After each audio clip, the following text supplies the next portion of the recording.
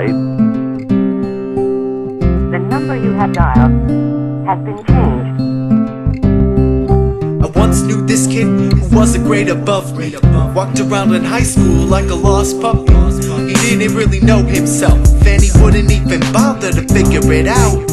He got high marks to cover up the lows. No matter what was underneath, he couldn't let it show.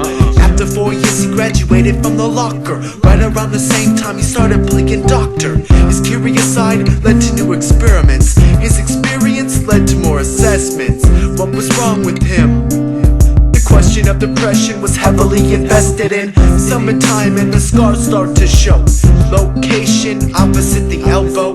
His feelings were embroidered on his skin. It was handshakes that constantly reminded him of where he's been and where he's not going. Emotionless, cold, expressed in his show.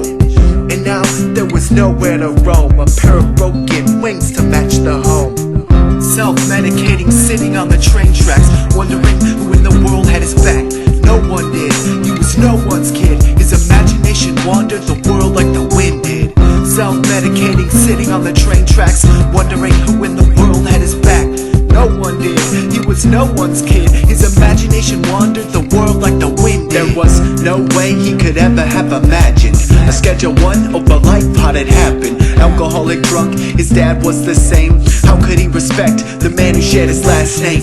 When there was cocaine on the blanket, where all the money went was blatant. Late rent, made no payment.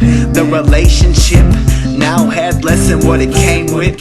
Love spilled on the pavement, obvious from his statements. He hated his placement. All he did was play Sega in the basement until he got wasted. His parents took note what he was doing. Ecstasy and alcohol, what was he proving? Drugs were stealing. It was a statutory rape of his feelings, confined by the ceiling. Lost and confused, didn't know what to do, so he confided in a friend who snorted heroin too. From day one he swore that shit made him sick, and then his whole life ended with a pinprick.